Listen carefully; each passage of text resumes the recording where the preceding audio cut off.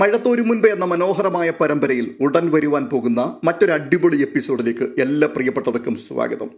9 മണി മുതൽ രേവതിക്കുട്ടി ടെറസിൽ ഹാജരായിട്ടുണ്ട് അലീന എത്തുന്നതറിഞ്ഞുകൊണ്ട്.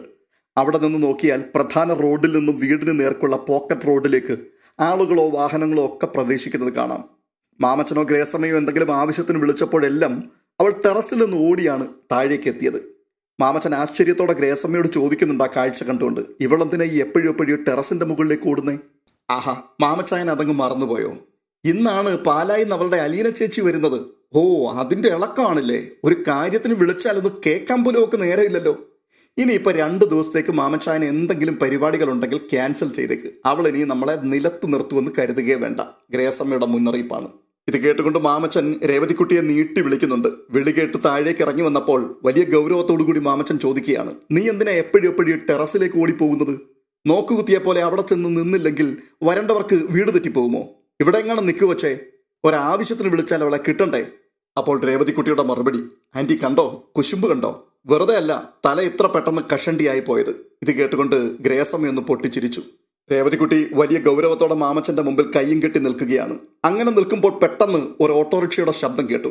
ഇപ്പൊ വരാമേ. ഇതും പറഞ്ഞുകൊണ്ട് മാമച്ചന്റെ നേർക്ക് ചൂണ്ടുവിരലിന്റെ അറ്റവും ഉയർത്തി കാണിച്ചിട്ട് അവളൊരൊറ്റ ഓട്ടമായിരുന്നു. ടെറസിൽ ചെന്ന് നോക്കുമ്പോൾ ഓട്ടോറിക്ഷ മുറ്റത്ത് വന്ന് നിൽക്കുകയാണ്. അലീനയും രോഹിത്തും ഇറങ്ങി വരുന്നു. രേവതിക്കുട്ടി ഉടൻ തന്നെ താഴേക്ക് പാഞ്ഞു. രോഹിത്താണ് ഓട്ടോറിക്ഷ ചാർജ് കൊടുത്തത്. അലീന അവന്റെ ബാഗ് കൂടി എടുത്ത് തൂക്കി പിടിച്ചിട്ടുണ്ട്. ഈ സമയത്ത് അലീന ചേച്ചി എന്നുള്ള രേവതിക്കുട്ടിയുടെ നീട്ടിയുള്ള വിളി കേട്ടുകൊണ്ട് അവൾ ബാഗ് രണ്ടും രോഹിത്തിനെ ഏൽപ്പിച്ചു. ഇനിയിപ്പോൾ കെട്ടിപ്പിടുത്തവും തലോടലും ഒക്കെ ആയിട്ട് കുറച്ച് സമയം പോകുമെന്ന് അലീനയ്ക്ക് നന്നായിട്ട് അറിയാം. അതെല്ലാം അങ്ങനെ തന്നെ ഭംഗിയായിട്ട് നടന്നു. ഈ സമയത്ത് രോഹിത്ത് കൗതുകത്തോടെ ഈ കാഴ്ച നോക്കി അല്പം പുഞ്ചിരിയോടുകൂടി നിൽക്കുകയാണ്. തെരുതരെ ഒരു 100 ഉമ്മ കൊടുത്തതിന് ശേഷം അലീനയോട് രേവതിക്കുട്ടി പറയുക, 9 മണി മുതൽ ഞാനിങ്ങനെ കാത്തു നിൽക്കുക. ഇപ്പം മണി 11ആയി. എന്താ ഇത്രയും താമസിച്ചേ? ഇവിടുത്തെ പോലെയാണോ മോളെ അവിടെ? അച്ഛനും ബബിതയും കൃഷ്ണമോളും മാത്രമേ ഉള്ളൂ. എല്ലാ കാര്യങ്ങളും പറഞ്ഞ് ഏർപ്പാടാക്കിയിട്ട് വേണ്ടേ പോരാൻ? പിന്നെ സമയത്തിന് ബസ് കിട്ടുകയൊക്കെ വേണ്ടേ? ഞാനാണെങ്കിൽ ഇവിടെ എന്തെല്ലാമാണ് പ്ലാൻ ചെയ്തു വെച്ചിരിക്കുന്നതെന്ന് അറിയുമോ? ഓ, അത് ശരി, വലിയ പ്ലാനിങ്ങുകളൊക്കെയാ. അങ്കിളും ആൻറ്റിയും കൂടി ഞങ്ങളെ ഒറ്റ ദിവസം കൊണ്ട് ഇവിടുന്ന് കെട്ടിക്കുവോ? 2 ദിവസം കഴിഞ്ഞേ വരുത്തുള്ളൂ എന്ന് പറഞ്ഞിട്ടാണ് ഞങ്ങൾ ഇറങ്ങിയിരിക്കുന്നത്. നേരത്തെ അങ്ങ് തിരിച്ചു ചെന്നാൽ അത് ഞങ്ങൾക്ക് 2 പേർക്കും നാണക്കേടാവും. അതിന് രേവതിക്കുട്ടിയുടെ മറുപടി, നമുക്ക് 2 പേർക്കും കൂടി ഈ വീട് ഏൽപ്പിച്ചു തന്നിട്ട് 2 ദിവസത്തേക്ക് എങ്ങോട്ടെങ്കിലും പോയി രക്ഷപ്പെട്ടാലോ എന്ന് ഇന്നലെ രാത്രി അങ്കിളും ആൻറ്റിയും കൂടി ആലോചിക്കുന്നത് ഞാൻ കേട്ടു. അയ്യോ, അങ്ങനെയാണോ? അപ്പം ഞങ്ങള് ശല്യമായിരിക്കുമല്ലോ മോളെ. ഏയ് ചേച്ചി, ഇങ്ങോട്ട് വന്നേ. കാണാണ്ടിരിക്കുന്ന പൂരം അതിനി പറഞ്ഞ് കേൾപ്പിക്കേണ്ടതുണ്ടോ? തുടർന്ന് അലീനയുടെ കൈയെടുത്ത് തന്റെ തോളിൽ ചുറ്റിക്കൊണ്ട് രേവതിക്കുട്ടി മുഖം തിരിച്ച് രോഹിത്തിനെ ഒന്ന് നോക്കി. തുടർന്ന് എടുത്തടിച്ചതുപോലെ ചോദിക്കുകയാണ്, റേപ്പ് വീരനെന്താ നിന്നുകളഞ്ഞത്? കേറി വാ. അത്രയും കേട്ടപ്പോഴേക്കും രോഹിത്തിന്റെ മുഖം വെള്ളക്കടലാസ് കണക്കെ വിളറി വെളുത്തുപോയി. മാത്രമല്ല അലീനയും വല്ലാണ്ടായിപ്പോയി. പെട്ടെന്ന് അലീന ചോദിക്കുകയാണ്, ഇതെന്തൊരു വർത്തമാനമാ പെണ്ണേ? ഇങ്ങനെയാണോ ഒരാൾ വീട്ടിലേക്ക് കയറി വരുമ്പോൾ സംസാരിക്കുന്നത്? അയ്യോടി മോളെ, ഞാൻ ഉള്ളത് പറഞ്ഞതല്ലേ. പത്രത്തിലൊക്കെ ഉണ്ടായിരുന്നല്ലോ. കയ്യിൽ സ്റ്റീലിന്റെ ബ്രേസ്ലെറ്റും ഒക്കെ ഇട്ട് നിൽക്കുന്ന ഫോട്ടോയും കണ്ടു.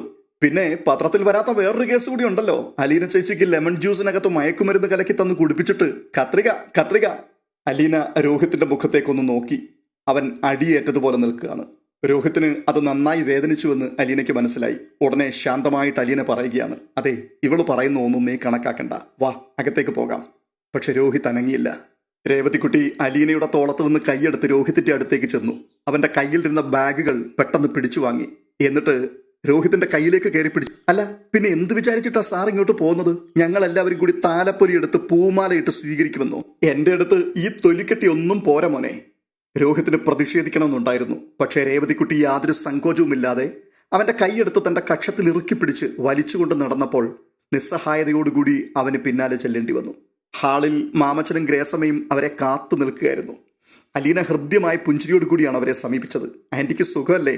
ഗ്രേസമ്മ പുഞ്ചിരി തൂക്കിക്കൊണ്ട് തലയാട്ടി. അലീന മാമച്ചനെ നോക്കി, അങ്കിള് ഒന്നുകൂടെ സ്മാർട്ടായിട്ടുണ്ടല്ലോ. അത് കേട്ടുകൊണ്ട് രേവതിക്കുട്ടി, അതങ്ങനെയാ. മുടി കൊഴിഞ്ഞ് കഷണ്ടിയുടെ വിസ്താരം കൂടും തോറും ആള് സ്മാർട്ടാകും തോറും കഷണ്ടിയുടെ വിസ്താരവും കൂടും. അത് കേട്ടിട്ട് ഒന്ന് ചിരിച്ചുകൊണ്ട് ഗ്രേസമ്മ പറയുന്നുണ്ട്, അലീനയും ഒന്ന് നന്നായി അല്ലേ മാമച്ചായ? മാമച്ചൻ അവളെ ഒന്ന് നോക്കി. ഗ്രേസമ്മ പറഞ്ഞത് ശരിയാണെന്ന് അയാൾക്കും തോന്നി. അവളുടെ കണ്ണുകൾക്ക് കൂടുതൽ പ്രകാശം, കവിളണകൾക്ക് വല്ലാത്തൊരു തിളക്കം. തുടർന്ന് മാമച്ചന്റെ കമന്റ്, കുറച്ചുകൂടി വെളുത്തിട്ടുണ്ട്. രോഹിത്, നീ എന്താ ഒന്നും മിണ്ടാത്തത്? രോഹിത് ഒന്ന് മന്ദഹസിക്കുവാൻ ശ്രമിച്ചു. രോഹിത്തിന്റെ തോളത്ത് തട്ടിക്കൊണ്ട് മാമച്ചൻ പറയുകയാണ്, ടേക്ക് ഇറ്റ് ഈസി മാൻ, ഒന്നും കാര്യമാക്കണ്ട. പിന്നെ ഒരന്യന്റെ വീട്ടിൽ എത്തിപ്പെട്ടു എന്നുള്ള അകൽച്ചയും വേണ്ട. ഇത് നിന്റെ വീട് പോലെ നിനക്ക് കരുതാം. അലീന ഞങ്ങൾക്ക് മോളെ പോലെയാ. അലീനയുടെ അനുജൻ പിന്നെ ഞങ്ങൾക്ക് എങ്ങനെയാണ് അന്യനാകുന്നത്? ഉടൻ തന്നെ രേവതിക്കുട്ടിയുടെ അടുത്ത കമന്റ്, അലീന ചേച്ചി മാത്രമേ ഉള്ളോ മോളെ പോലെ? അപ്പൊ ഞാനോ? ആ നീയോ? നീ ഇവിടുത്തെ സെർവന്റ്. നീ പോയി ഇവർക്ക് കുടിക്കാൻ എന്തെങ്കിലും എടുത്ത് കൊടുക്കു വച്ചേ. ഭക്ഷണം കഴിച്ചിട്ടില്ലെങ്കിൽ അതും കൂടെ വിളമ്പ്. ഇതൊക്കെ പറയണോടി, ഒരാദിത്യ മര്യാദ വേണ്ടേ? രേവതിക്കുട്ടിയുടെ മുഖം അങ്ങ് കുത്തി വീർത്തു. അത് കണ്ടുകൊണ്ട് ഗ്രേസമ്മ, കിട്ടേണ്ടത് ചോദിച്ചു വാങ്ങിച്ചില്ലേ? ഇനിയിപ്പോ മോള് ചെല്ല്. ഇവരെ കൂട്ടിക്കൊണ്ട് ആദ്യം പോയി അവർക്കുള്ള മുറി കാണിച്ചു കൊടുക്ക്. രേവതിക്കുട്ടി അലീനയും രോഹിത്തിനെയും കൂട്ടിക്കൊണ്ട് നടന്നു നീങ്ങി. ഇതിനിടയിൽ മാമച്ചന്റെ നേർക്കൊരു കോർത്ത നോട്ടം നോക്കിയിട്ട് സ്വരം താഴ്ത്തി പറയുകയാണ്, ഉണങ്ങിക്കൊണ്ട് എൻ്റെ അടുക്ക് വരും. അന്നേരം ഞാൻ വെച്ചിട്ടുണ്ട് കേട്ടോ. ആദ്യം തന്നെ മുകളിൽ കയറി അവൾ രോഹിത്തിനുള്ള മുറി കാട്ടിക്കൊടുത്തു. അവിടേക്ക് അവന്റെ ബാഗും വെച്ചു. അപ്പോൾ അലീന ചോദിക്കുകയാണ്, നീ ഇതൊക്കെ നേരത്തെ ഒരുക്കി വെച്ചിരിക്കുകയായിരുന്നു? കൊള്ളാം, വലിയ വീരനല്ലേ ഇവിടേക്ക് വരുന്നത്, അപ്പൊ കുറവൊന്നും ഉണ്ടാകരുതല്ലോ. വീണ്ടും രോഹിത്തിന്റെ മുഖത്തേക്ക് നോക്കി അവളുടെ പരിഹാസം. രോഹിത്തിന്റെ മുഖം പിന്നെയും വാടി. അത് കാര്യമാക്കാതെ, അലീന ചേച്ചി വാ, എന്റെ റൂമിലേക്ക് പോകാം. ഇത് പറഞ്ഞുകൊണ്ട് രേവതിക്കുട്ടി അലീനയുടെ കൈ പിടിച്ചുകൊണ്ട് ഇറങ്ങിപ്പോയി. രോഹിത്ത് എന്ത് ചെയ്യണമെന്നറിയാതെ നിൽക്കുകയാ. ഇങ്ങോട്ട് പോരേണ്ടായിരുന്നു എന്ന് പോലും അവന് തോന്നി. ഏതാണ്ട് 1/4 മണിക്കൂറിന് ശേഷം അലീനയും രേവതിയും കൂടി അവന്റെ മുറിയിലേക്ക് വന്നു. അലീനയുടെ കയ്യിൽ ചായക്കപ്പ് ഉണ്ടായിരുന്നു. രേവതിക്കുട്ടിയുടെ കയ്യിൽ മറ്റ് 2 ചായക്കപ്പുകൾ. രോഹിത്തിനെ നോക്കിയിട്ട് രേവതിക്കുട്ടി വീണ്ടും പറയുകയാണ്, ദൈവമേ എന്തൊരു അനുസരണയാണെന്ന് നോക്കിയേ, ഞാൻ നിർത്തിയിട്ട് പോയ സ്ഥലത്ത് നിന്ന് അനങ്ങിയിട്ടില്ല. ഇത് പറഞ്ഞുകൊണ്ട് രേവതി അവന്റെ അടുത്തേക്ക് എന്നിട്ട് ചായക്കപ്പെടുത്ത് രോഹിത്തിന്റെ നേർക്ക് നീട്ടി. അവൻ മുഖം തിരിച്ചിട്ട് പറഞ്ഞു, എനിക്ക് വേണ്ട. ഷെടാ, ദേ പിണങ്ങി. അലീന ചേച്ചി ഒരു തൊട്ടാവാടിയും കൊണ്ടാണോ ഇങ്ങോട്ട് വന്നിരിക്കുന്നത്? ഞാൻ ഓർത്തു വീരനായിരിക്കുമെന്ന്. അതിന് അലീന, നീ അവനെ കളിയാക്കിയിട്ടല്ലേ? ഓ, ഞാൻ റേപ്പ് വീരൻ എന്ന് വിളിച്ചതാണോ പ്രശ്നം? എങ്കിൽ കേട്ടോ, ഇനി മേലിൽ ഞാൻ അങ്ങനെ വിളിക്കില്ല എന്നൊന്നും എനിക്ക് ഉറപ്പ് പറയാൻ പറ്റില്ല. ഒരു കാര്യം ഞാൻ തുടക്കത്തിലെ പറയാം. പൊന്നുമോൻ ഇവിടുന്ന് തിരിച്ചു പോകുമ്പം ഒരു കാണ്ടാമൃഗത്തിന്റെ തൊലിക്കെട്ടി ഉണ്ടാവും. അല്ലെങ്കിൽ ചമ്മി വിളറി വെളുത്ത് നാറി നശിച്ച് ഇവിടുന്ന് പോവും. ഈ ചായക്കപ്പൊന്ന് വാങ്ങിക്കേ, ഇല്ലെങ്കിൽ ഇപ്പൊ തന്നെ ഞാൻ ഒന്നുകൂടെ വിളിക്കൂ. അത് രോഹിത്ത് പെട്ടെന്ന് ആ ചായക്കപ്പ് വാങ്ങി. ചായ കുടിച്ച് കഴിയുമ്പോഴേക്കും മാമച്ചൻ അങ്ങോട്ട് വന്നു. അയാൾ എവിടേക്കോ പോകാൻ വേഷം മാറിയിട്ടുണ്ടായിരുന്നു.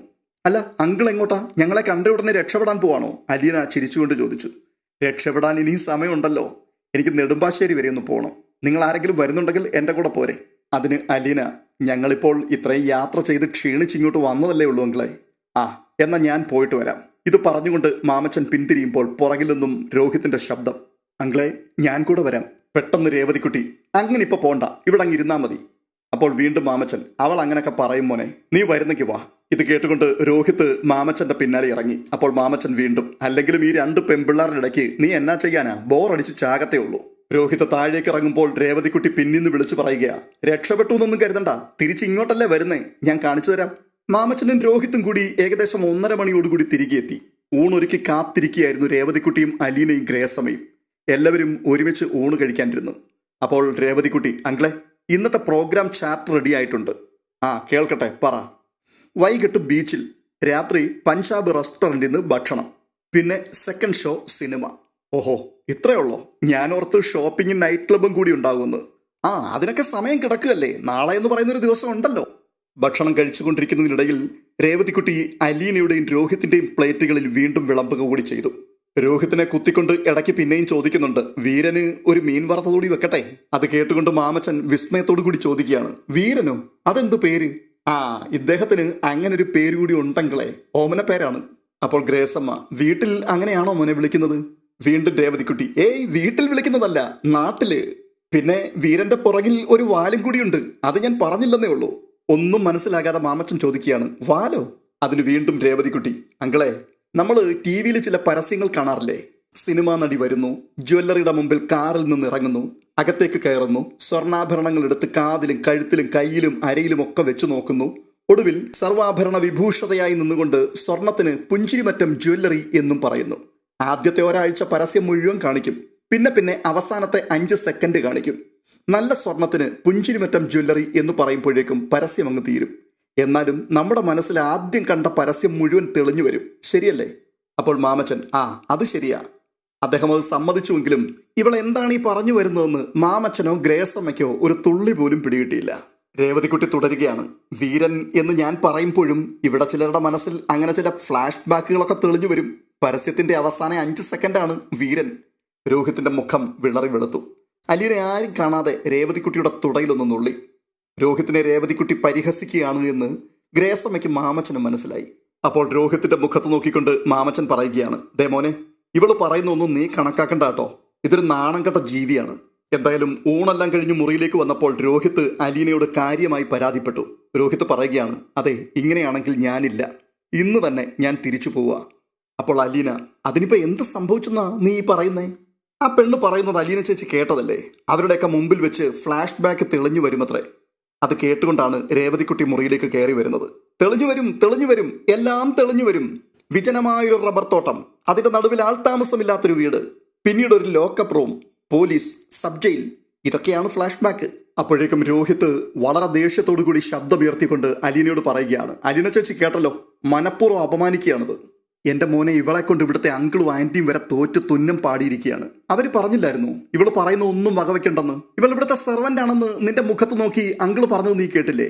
വേലക്കാരിയുടെ വാക്കിന് എന്താടാ വില? പക്ഷേ രോഹിത്തിന്റെ അമർഷം അങ്ങോട്ട് അടങ്ങുന്നില്ല. അവൻ ചോദിക്കുകയാണ്, കണ്ട വേലക്കാരികളെല്ലാം ഇങ്ങനെയാണോ സംസാരിക്കുന്നത്? മോനെ, കോമൺ സെൻസ് ഇല്ലെങ്കിൽ പിന്നെ എന്ത് പറയാനാണോ വയ്യാത്തത്? അല്ലെങ്കിൽ തന്നെ നീ ഒന്ന് ആലോചിച്ച് നോക്കിയേ, സാമാന്യ വിവരമുള്ള ആരെങ്കിലും വീട്ടിൽ കയറി വരുന്ന അതിഥികളോട് ഇങ്ങനെയൊക്കെ സംസാരിക്കുമോ? ഇതൊരു പൊട്ടിയ ബുദ്ധി വളർച്ചയില്ലാതെ പോയി. അലീനയുടെ ആ സംസാരം കേട്ടുകൊണ്ട് അവൻ രേവതിക്കുട്ടിയുടെ മുഖത്തേക്ക് തുറച്ചു നോക്കി. അവൾ ഒരു പരിഹാസ ചിരിയും പുറത്തെടുത്തുകൊണ്ട് നിൽക്കുകയാണ്. അപ്പോൾ അലീന വീണ്ടും പറയുകയാണ്, അല്ല, നീയും വേണമെങ്കിൽ ഒരു ഇരട്ടപ്പേരങ്ങോട്ട് തിരിച്ചു വിളിച്ചു. അതിനുള്ള കാര്യം ഞാൻ പറഞ്ഞുതരാം. കൊച്ചായിരുന്നപ്പോ ഞങ്ങളുടെ കണ്ണൊന്ന് തെറ്റിയാൽ മതി, കിച്ചണിൽ നിന്ന് ഒരു അരിവാളും എടുത്തുകൊണ്ട് ഇവൾ സ്നേഹനികേതന്റെ പുറത്തേക്ക് ഇറങ്ങി ഓടും. പിറകിലെ മുറ്റത്തൊരു നാട്ടുമാവ് നിപ്പുണ്ട്. അരിവാളിന്റെ ചുണ്ട് വെച്ച് അതിൽ കുത്തിക്കൊണ്ടേയിരിക്കും. എന്തിനാണ് അങ്ങനെ ചെയ്യുന്നതെന്ന് അവൾക്കും അറിയില്ല, ഞങ്ങൾക്കും അറിയില്ല. ആ സമയത്ത് നമ്മൾ സഹികെട്ട് അവളുടെ കയ്യിലിരിക്കുന്ന അരിവാളൊന്ന് പിടിച്ചു വാങ്ങിച്ചാൽ ചാവാൻ പോണ പോലെ നിലത്ത് വീണ് കിടന്ന് അലറി കരഞ്ഞോണ്ടായിരിക്കും. പിന്നെ നോക്കുമ്പോൾ അടുത്ത ദിവസം വീണ്ടും കാണാം ആരും കാണാതെ ഈ അരിവാളും എടുത്തുകൊണ്ടുപോയി മരത്തിൽ കൊത്തുന്നത്. ഒടുക്കം ഞങ്ങൾ അവൾക്കൊരു പേരിട്ടു, മരം കൊത്തി. അത് കേട്ടപ്പോൾ രോഹിത്തിനൊരല്പം ആശ്വാസമായി. അവൻ രേവതിക്കുട്ടിയുടെ മുഖത്തേക്ക് നോക്കി. അപ്പോൾ രേവതിക്കുട്ടി, ഒന്ന് വിളിച്ചേ, കേൾക്കട്ടെ. അവൾ കൂസലന്യം നിൽക്കുകയാണ്. രോഹിത്ത് പെട്ടെന്ന് മുഖം തിരിച്ചു കളഞ്ഞു. ഗ്രേസമ്മ ഈ സമയത്ത് മുറിയിലേക്ക് വന്നു. അവർ അലീനയോട് പറയുകയാണ്, മാമച്ചായം വിളിക്കുന്നുണ്ട്, വിശേഷങ്ങളൊക്കെ ചോദിക്കാനായിരിക്കും, മോൾ അങ്ങോട്ട് വാ. അലീന ആകാംക്ഷയോടെ മുറിയിൽ നിന്ന് ഇറങ്ങി. പിന്നാലെ രേവതിക്കുട്ടിയും. ഗ്രേസമ്മ അനുകമ്പയോടെ രോഹിത്തിനെ ഒന്ന് നോക്കി. അലീനയുടെ സഹോദരൻ. അങ്ങനെയാണ് അവരവനെ കാണുന്നത്. അവന്റെ മുഖത്തെ വല്ലായ്മ അവർ ശരിക്കും മനസ്സിലാക്കി. എന്നിട്ട് ഗ്രേസമ്മ പറയുകയാണ്, രേവതിക്കുട്ടി നാക്കിന് എല്ലില്ലാതെ വല്ലതുമൊക്കെ പറയുന്നത് കേട്ട് നീ വിഷമിക്കുകയൊന്നും വേണ്ട മോനെ. നിനക്ക് വേണ്ടി എന്തെങ്കിലുമൊക്കെ ചെയ്യാൻ അവൾക്ക് സന്തോഷമേ ഉള്ളൂ.